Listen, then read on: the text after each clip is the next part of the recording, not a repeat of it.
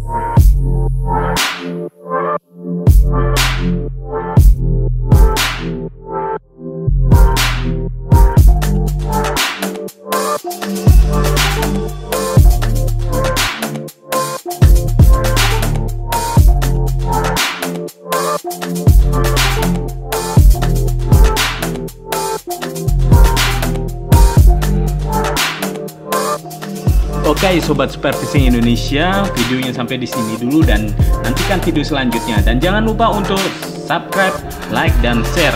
Terima kasih.